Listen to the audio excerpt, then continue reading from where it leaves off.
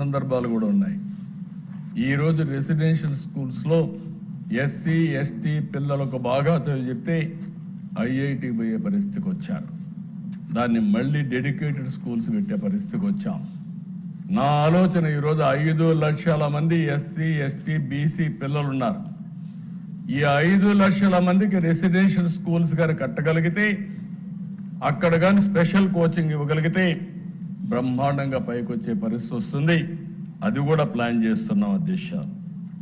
ఇంకొక పక్కన అధ్యక్ష, మీరు ఒకసారి చూస్తే ఈరోజు గడిచిన ప్రభుత్వం 19-24 10-12 లక్షల మంది పిల్లలు ప్రభుత్వ స్కూల్స్కి రావడం మానేశారు, బడికే మానేసే పరిస్థితికి వచ్చారు. మేము ఆ రోజు ఒక హామీ ఇచ్చాం, ఎంతమంది పిల్లలుంటే అంతమందికి తల్లికి వందనం కింద 15,000 వేస్తామని చెప్పి మాట నిలబెట్టుకున్న ప్రభుత్వం ఎన్డీఏ ప్రభుత్వం అధ్యక్ష. దీనివల్ల మీరు చూసినప్పుడు ప్రైవేట్ స్కూల్ సుప్రీంకోర్టు ఆదేశాలతో, ఇంకొక పక్క మీరు చూస్తే ఏదైనా ప్రైవేట్ స్కూల్స్లో కూడా first class admissions government recommendation, government దీనికి ఇవ్వాలి, కోటా కింద ఇవ్వాలని చెప్పి పెట్టారు. ఈరోజు అది ఉన్నప్పటికీ చరిత్రలో మొట్టమొదటిసారిగా ఎప్పుడు కూడా ప్రైవేట్ స్కూల్ పోయే పిల్లలు మొట్టమొదటిసారిగా విద్యా ప్రమాణాలు బాగున్నాయి కాబట్టి 1 లక్ష మంది పిల్లలు ప్రైవేట్ స్కూల్ నుంచి గవర్నమెంట్ స్కూల్స్కి వచ్చారంటే అది ఒక చరిత్ర. ఇది ఓవర్ నైట్ అయిపోలేదు దిశ. ఇవన్నీ కూడా ఒక నమ్మకం, ఒక ప్రొసీజర్ అయినాయి. ఇక్కడికి వస్తే దిశ ఈరోజు డిఎస్సి, నేను ఒకటే చెప్తున్నా, మాట్లాడే వ్యక్తులకి మీకైనా విశ్వసనీయత ఉండాలి, మీరు చెప్పే విషయాలకైనా సమాచారం ఉండాలి, వాస్తవం ఉండాలి.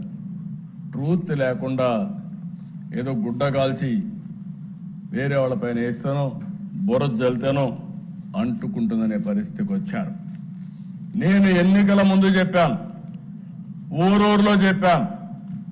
నేను ఆ రోజు చెప్పిన మాట మీరు ఆలోచిస్తే అధ్యక్ష, 5 ఏళ్లుగా ఒక టీచర్ని ఇవ్వలేదు.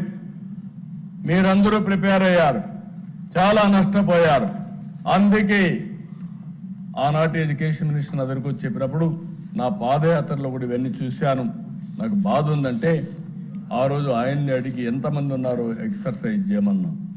మెగా డిఎస్సీ కింద 16,300 ఉద్యోగాలు ఇవ్వాల్సి వస్తుందని, 397 ఇవ్వాల్సి వస్తుందంటే క్యాబినెట్లో పెట్టి ఫస్ట్ సంతకం అధ్యక్ష ఎలక్షన్ మేనిఫెస్టోలో పెట్టాం. నేను, పవన్ కళ్యాణ్ గారు, అదే మరిగా బీజేపీ ముగ్గురం కలిసి ఎలక్షన్ మేనిఫెస్టో కూడా రిలీజ్ చేసి చెప్పిన మాట ప్రకారం మొదటి సంతకం పెట్టింది మెగా డిఎస్సీ పైన పెట్టాను. పెట్టడమే కాదు, నేను టైం చెప్పాను. ఇది విశ్వసనీయతకు సంబంధించిన విషయం, ఇమ్మీడియట్గా చేయమని. మొత్తం ఉద్యోగాల దిశ 16,347, వచ్చిన అప్లికేషన్లు 3,36,300, 13 జిల్లాల్లో. ఫస్ట్ టైం చరిత్రలో 148 రోజుల్లో టోటల్ ప్రాసెస్ పూర్తి చేసే పరిస్థితికి వచ్చారు. ఇందులో కూడా మీరు చూసే దిశ, ఈరోజు మనం మొత్తం ఇవన్నీ కూడా మీరు చూసినప్పుడు టెస్టులు కూడా, ఆ ప్రాసెస్ అంతా కూడా ఇప్పుడే మినిస్టర్ గారే చూపించారు కాబట్టి నేను ఆ డీటెయిల్స్ పోవడం లేదు. ఎవ్రీ ప్రొసీజర్ ట్రాన్స్పరెంట్గా, ఎక్కడ ఎలాంటి అవకతవకలకు స్కోప్ లేకుండా చాలా చెక్స్ అండ్ బ్యాలెన్సెస్ పెట్టి పర్ఫెక్ట్గా చేశారు అధ్యక్ష. 48 రోజుల్లో మీరు చూస్తే TET notification, DSC notification, district and management wise web based online application, question paper settings, TCS ION secure testing platform, conduct of examinations, declaration of scores, zone of consideration certification verification, horizontal and vertical reservations, grievance redressal mechanism, final selection and appointments, court cases, ఇవన్నీ కూడా మీరు ఒకసారి చూస్తే ఫైనల్గా మీరు చూసే selection process అన్నీ చేసి మళ్ళీ ఏమాత్రం అశ్రద్ధ ఉండకూడదని నేరుగా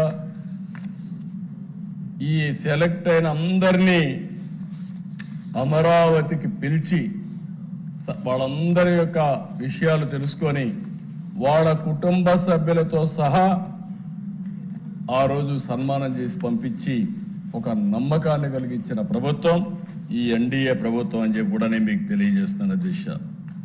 ఈ ప్రాసెస్లో కూడా మీరు చూస్తే అధ్యక్ష, క్వశ్చన్ పేపర్ ఒక్క సెట్టింగ్ చెప్తాను. 89 టెస్ట్ సెషన్స్, 13 సబ్జెక్టులు, 67 టైప్ ఆఫ్ పోస్టులు, 24 రోజుల్లో 42,000 క్వశ్చన్స్ సెలెక్ట్ చేశారు.